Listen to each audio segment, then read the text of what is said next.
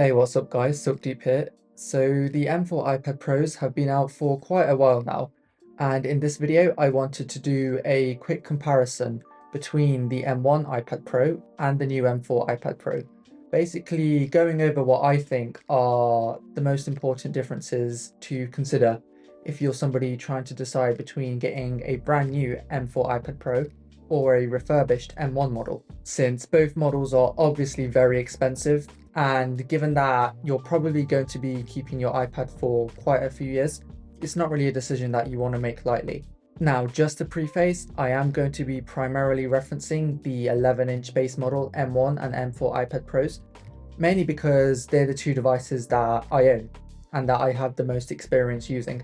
So with that out of the way, let's get straight into the video. Touching quickly on pricing, since this is probably what most of you will care about, the M4 iPad Pro starts off at $999 for the 11-inch and $1,299 for the 13-inch on Apple's website. And if you pick up the M1 iPad Pro from Apple's refurbished store, they only charge $549 for the 11-inch and $759 for the 12.9-inch. So yeah, the M1 iPad Pros are almost half the price of the new M4 iPad Pros, which is pretty insane, and they're actually cheaper than the new M2 iPad Airs as well. And with the M1 Pro, you're getting that 120 Hz ProMotion display, you're getting the Face ID, you're getting the better speakers. Sure, you don't get things like the M2 chip or the new front-facing camera design, which I'll touch on later, but the pricing is still very compelling. And I think it's great for those sorts of people who maybe want some of the pro features that are found in the iPad Pros, like the 120 Hz refresh rate screen, but they can't necessarily justify spending, over $1,000 on a tablet. One thing to note though is that you still do have to go out and purchase the accessories separately. So things like the Apple Pencil and the Magic Keyboard don't come included in the box, but they cost the same for both devices. So the Magic Keyboards start off at $299 for the 11-inch, and they go up to $349 for the 13-inch. And both the second generation Apple Pencil and the Apple Pencil Pro both cost $129 on Apple's website. On the surface, the design of the M1 and M4 iPad Pros seem pretty similar because at the end of the day, they're both slabs of aluminium with glass in the front. And there's only so much you can really do with a design like that. But with the M4 iPad Pros, Apple have made the devices slightly slimmer and lighter than the M1 models. On paper, the difference might not seem that noticeable. However, during day-to-day usage, funnily enough, I actually do find myself noticing the difference, especially with that 11-inch model, since that's the model that, a lot of us tend to use held in our hands as a tablet. And having the slimmer design just makes gripping onto the sides a bit more comfortable, since the edges aren't digging into your hands as much. It sort of feels similar to the switch to titanium on the iPhone 15 Pros last year, which made the phones nicer and easier to hold in the hand. And yeah, it's just a really nice quality of life improvement that I'm glad Apple implemented. Also, with the M4 iPad Pros, the Face ID and selfie cameras have both been moved to the sides of the display, whereas on the M1 iPad Pros, they were positioned at the top. And yeah, this is definitely a noticeable upgrade because you now look so much more natural when taking video calls on the iPad. And unlocking the device is also a lot easier because you're less likely to cover the Face ID sensor with your hands. But I think the biggest reason why most people will want to pick up an M4 iPad Pro is for that new tandem OLED screen. And yeah, I'll be honest, this is a tough one because, I absolutely love the new OLED display on the M4 iPad Pros. When it comes to watching content, the difference in contrast is definitely noticeable. Even if you're just navigating through the OS, all of the colors just look and feel a lot more vibrant and lively. And because of that, when it comes to sitting down and getting work done, I actually prefer picking up my iPad over my MacBook Air now. Even though the iPad is technically less capable software-wise, I've almost become addicted to just staring at that OLED screen and getting work done on it. And on top of that, these displays can reach up to 1000 nits of peak SDR brightness compared to just 600 nits on the M1 iPad Pro. So if you're somebody who does a lot of work outdoors in the sun, let's say you travel a lot with your iPad, you're just going to have a better experience viewing content on the M4 iPad Pros. Now, one thing to note is that with the M4 iPad Pros, Both sizes get the OLED screen, whereas with the M1 iPad Pros, the display actually differs depending on the size that you get.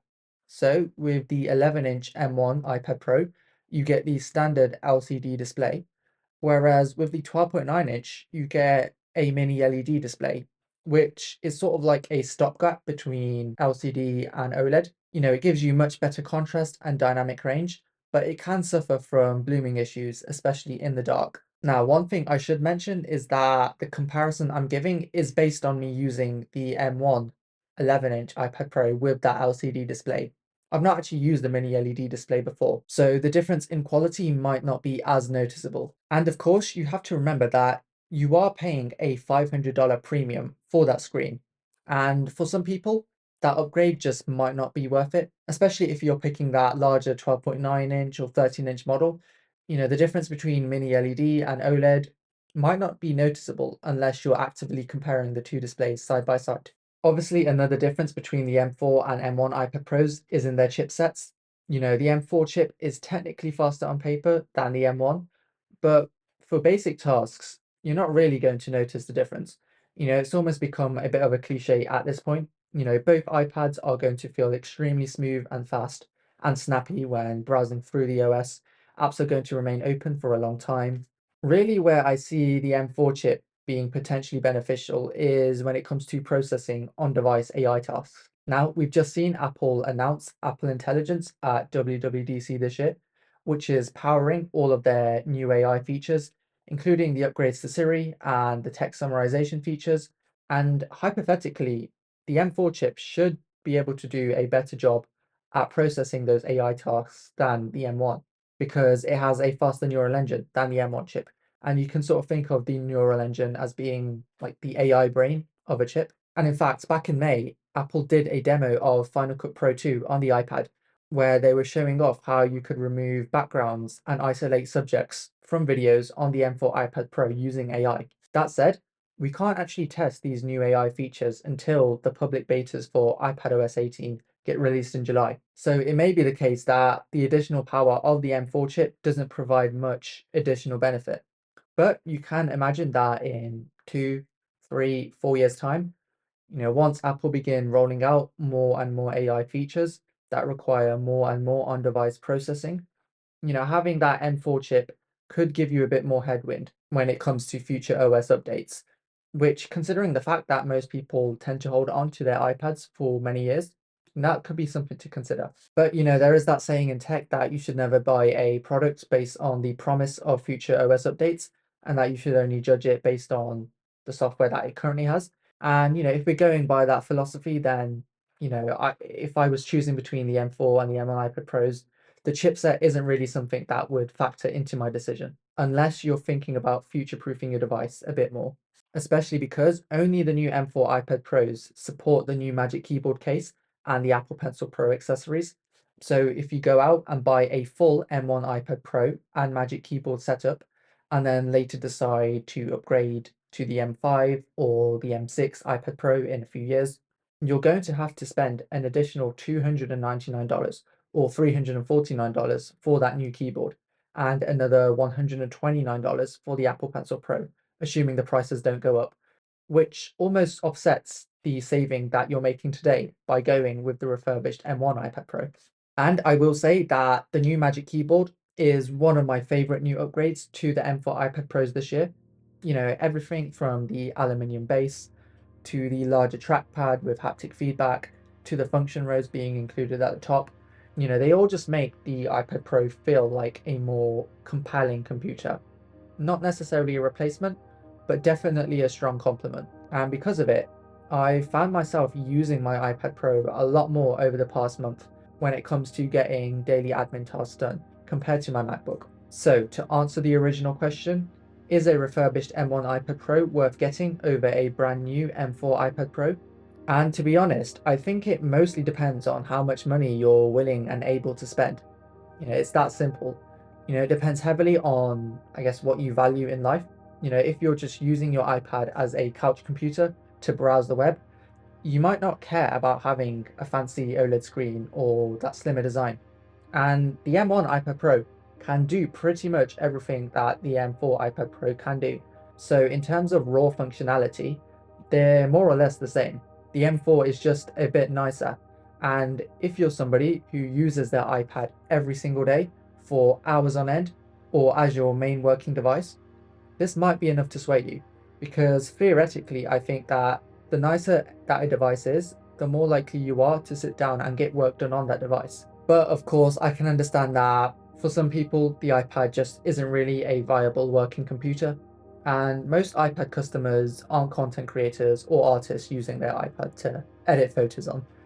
And so for those sorts of people, spending $1,000 on a tablet might not be justifiable. So yeah, that's my sort of philosophical take on the whole M1 versus M4 iPad Pro debate. You could also apply this to, the M2 iPad Air versus the M4 iPad Pro, or the M2 iPad Pro versus the M4 iPad Pro. It really just is a matter of what you value in life. There's nothing wrong with wanting a Ferrari, but that doesn't mean that everybody needs one. In the same way, you probably don't need an M4 iPad Pro, especially if you already own an M1. But if you want to upgrade, or if this is your first time buying an iPad and having nice tech which improves your life is something that you value highly, then I think, yeah, by all means, go out and buy the M4 iPad Pro. Don't feel guilty about it. Just make sure that the upgrades I mentioned in this video are things that you actually value and care about. Now, you can check out my full review for the M4 iPad Pro somewhere up here. Consider leaving a like if this video was helpful and subscribe for the next one.